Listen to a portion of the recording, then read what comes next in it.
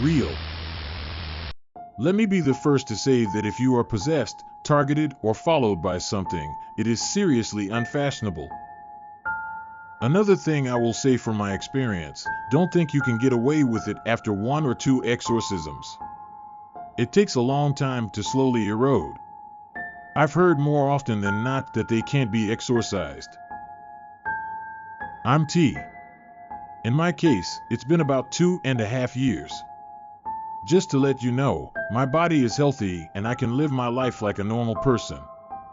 But unfortunately, I am not sure if it is over or not. Let me start from the beginning. I was 23 years old at the time. It was my first year in the workforce, and I was trying my best to make the most of my new life. One of my classmates was a guy named K. He was from the Tohoku region. He knew a lot of things and had a lot of acquaintances. There are stories that if you do this, you will be cursed, or if you do that, you will be visited by a vengeful spirit. I think most of them are false, but there are some that are really true. There are some conditions, and if they happen to coincide, something really bad will happen. Kay said. I had just bought a car at the time. I had just started living on my own and was having a lot of fun on the weekends. At the beginning of August, 2 girls, Kay, and I went to a haunted place to try out our luck. The place was definitely scary and gave me chills. But nothing happened and we enjoyed the thrill and went home. 3 days later. At that time, the company had a mysterious rule that new employees could not go home until the immediate boss did, so we were late every day. It was a shitty rule, typical of the Japanese. I came home tired. I don't understand it now, but I did something I was not supposed to do in front of the mirror at the entrance of my room. I think it just occurred to me. Let me explain in some detail. The mirror in my house was placed at the entrance of the room, in other words, at the border between the hallway and the room. I had a slightly different pose for bowing that Kay had taught me. When I bowed, he said, the spirits would come to me. I turned my head to the right in the bowing pose, muttering to myself, it's not supposed to come. There was something in the middle of the room. The appearance of it is obviously unusual. I think it was maybe 5 feet 6 inches. It had shaggy, waist-length hair that hung over its face like a bamboo screen. There were several pieces of paper that looked like talismans stuck to its face. She was wearing a white kimono and small swaying from side to side. I froze. I couldn't speak, couldn't move at all. But I think my thoughts were working well, trying to make sense of what was happening. I want you to imagine this. I want you to imagine that there was something in the middle of the room, in a small studio, with no sound. I know what's causing it, but I can't make sense of what's happening. It's a whirlwind of confusion. It's just crazy. I had the lights on in the room at the time, but that scares me. I could see her coming out of nowhere. Only the area around her looked bluish. It was so quiet that I felt as if time had stopped. At any rate, the conclusion I came to was get out of the room. I slowly and carefully picked up the bag at my feet. I couldn't take my eyes off her. If I took my eyes off her, I knew I was in trouble. We passed halfway down the hallway, backing up. She shakes her body a little more widely from side to side. At the same time, she started moaning or something like that. I don't remember much after that. I found myself in a convenience store in front of the station. I was relieved when I arrived at the convenience store where there were people. But my head was still in turmoil. I had a feeling akin to anger, like, what the hell was that? In the end, I didn't have the courage to go back to my room that day, so I waited for morning at a fast food restaurant. Early in the morning, I opened the door to my room with trepidation. Thank God, it was gone. I was beginning to think that nothing was really there. That's not possible, right? The sky was brightening, and I boldly entered the room. Okay, nothing's there. With that thought, I turned on the light in the dimly lit room. I saw a terrible sight. There was a huge amount of smelly mud on the floor in the area where she had been yesterday. What? Come to think of it, I didn't turn off the light yesterday. I looked at my left hand when I pressed the light switch and found a lot of mud on my fingers as well. I was depressed for a while, but I cleaned up the mud, took a shower, and went to work. The smell didn't go away, which was pretty annoying. When I arrived at work, the same routine awaited me. At lunchtime, I had a talk with Kay. I said, I did the bow you taught me the other day, and a ghost came. What? What's that? It was a real ghost. I don't know what you're talking about. Don't be silly, I don't know either. I nonchalantly explained what happened yesterday. At first Kay thought I was joking, but finally she became semi-convinced. After work, we decided to go to my room to find out for sure. At 10 p.m., Kay and I arrived at my room, having fortunately left work early. As soon as I opened the door, the stench I had smelled this morning hit my nose. For real? He seemed to believe. I wanted him to propose a solution, but my hopes were not fulfilled. He said, you should go to an exorcism anyway, and left as if to escape. I couldn't sleep in the smelly room, so I stayed in a capsule hotel that night. Well, I really thought that if she came again tonight, it might be the end. The next day, I went to a nearby temple anyway. As expected, I took the day off work.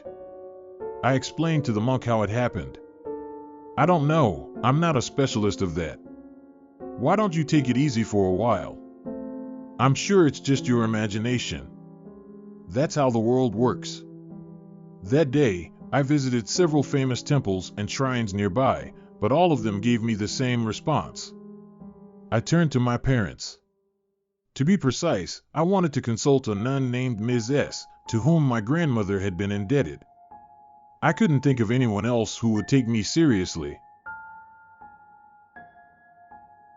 Let me introduce Ms. S. Ms. S. is the head priest of the temple where my grandmother goes once a week.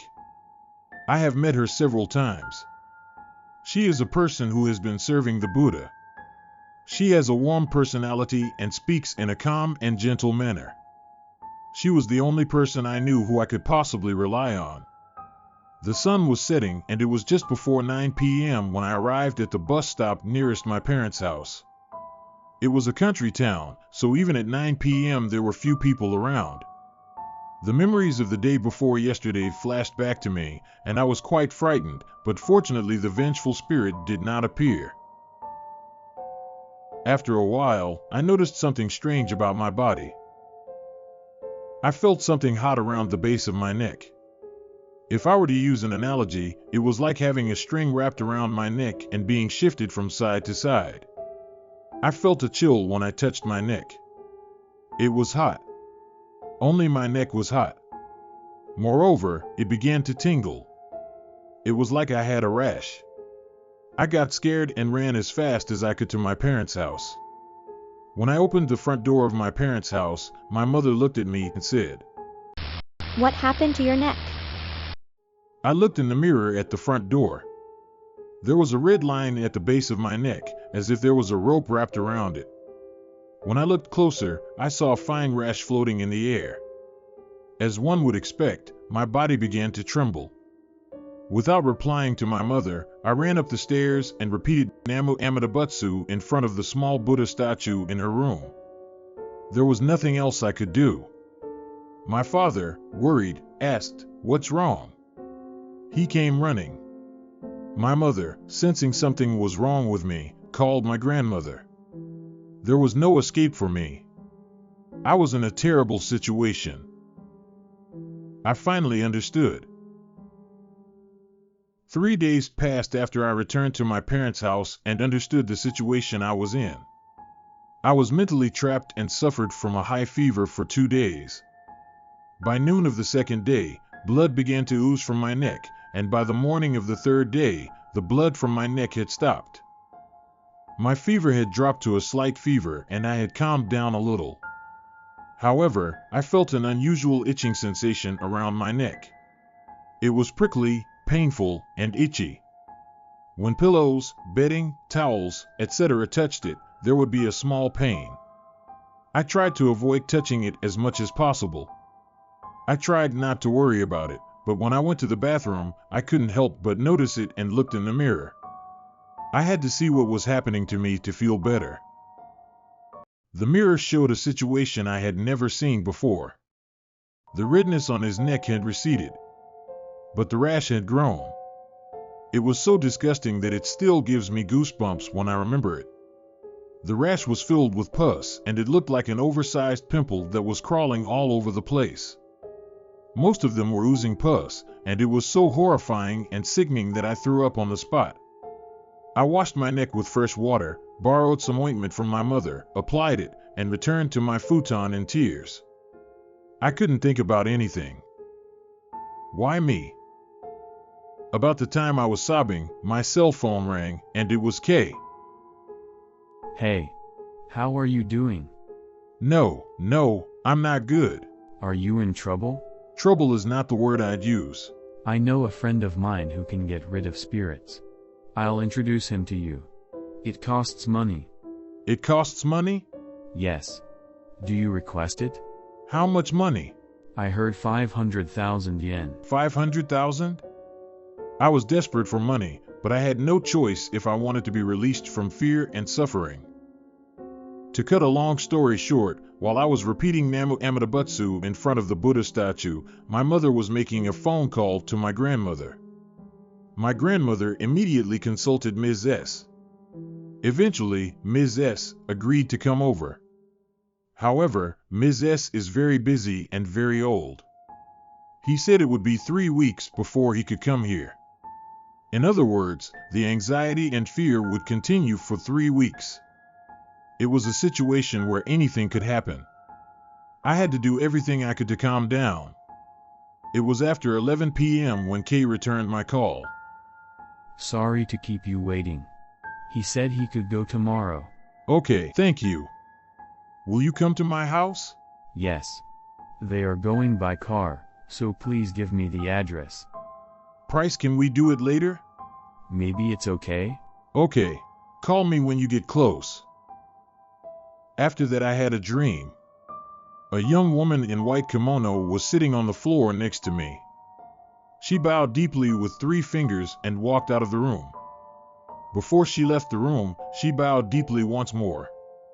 I don't know if this dream had anything to do with the grudge. The next day, in the early afternoon, Kay, her friend, and a man in his late 30s arrived. The man did not seem like a normal person. He looked like a thug, and I couldn't imagine what he did for a living. I didn't explain myself properly, so my parents wondered. The man said his name was H. Oh, it's getting tricky. There is nothing more an amateur can do about this. Do you understand? Believe it or not, you are in danger if you continue like this. Is my son in danger? I've experienced quite a lot of these things, but I've never seen anything this bad. This whole room is filled with bad vibes. Let's see. Excuse me, but what is your occupation? Oh, do you mind? It's suspicious if I come here suddenly and talk like this, isn't it? But if you don't properly expel the spirits and purify the area, your son will really be taken, won't he? Can I ask you to do it? Leave it to me. You have to be an expert like me to do this kind of thing. But, there is a possibility that I may be in danger. A little, How much do you need? Yes, well, I should get 200. That's a lot of money. If you don't want to, fine. But if he can be saved for only 2 million yen, I think it's cheap. I kept quiet and listened. As expected, Kay looked embarrassed when he heard the price of 2 million yen. In the end, we reluctantly agreed to leave it to him. H immediately said he would do the exorcism tonight. He said he would get ready and went out. When he came back, he put up candles, pasted paper like sacred cards all over the room, put a crystal ball in his lap, held a prayer bead, and poured sake into a cup. It looked somewhat like that. I'm going to exorcise you now. You will be all right now. Your parents must leave the house for now. The spirits may harm them. My parents were to wait outside in the car. When the sun had set and the area was dark, the exorcism began. H put his finger on the cup at certain times while chanting a kind of sutra and sent drops of the cup to me. I lay down on the futon and closed my eyes, half in disbelief, because H told me to do so. A long time had passed since the exorcism began. The chanting of the sutra began to break off. The unpleasant atmosphere in the chanting, which was gradually getting stranger and stranger, made me uneasy. My neck ached. It was beyond itchy, it was clearly in pain. With my eyes closed, I clenched my teeth to endure the pain, and the sutra stopped. Strange. I also feel a chill, and I think something is straddling the covers. Don't open my eyes. Don't ever do that. I knew that, but I opened them. When I opened my eyes, a horrible sight jumped out at me. There was that grudge, after all. H was sitting on the right side of me, sleeping on the futon, performing an exorcism. The grudge spirit was sitting on the floor facing H, on my left side. She placed her hands on her knees and stretched out only her upper body to look into H's face. There was only about a fistful of space between H's face and hers. Curiously, she looked into H's face, slanting her face, wiggling her face like a little bird, mumbling something in a mumbling manner. Now I think she may have been whispering something to H. H was a little downcast, not blinking with her eyes downcast, and drooling with her mouth sloppily open. His face seemed to be smiling a little. Sometimes he gave a small nod. I stared at them. Suddenly, the head of the grudge stopped moving. The next moment, she turned its face to me. I hurriedly squeezed my eyes shut, covered myself with the futon, and chanted Namu Amida Butsu in earnest. I imagined the scene of her moving her face close to mine. It was terrifying. I heard a rattling sound and then the sound of someone racing down the stairs. It sounded like H was running away. I was so scared that I kept hiding under the covers. When my parents came over, turned on the light, and peeled back the covers, they found me curled up in a ball, my body frozen. H got into the car without looking at my parents and disappeared with K and his friend who were waiting for him. K later told me that H didn't say anything other than, drive the car. Instead of solving the problem, it got worse and worse. I had no time to spare. It was too long to wait for Ms. S 3 weeks away.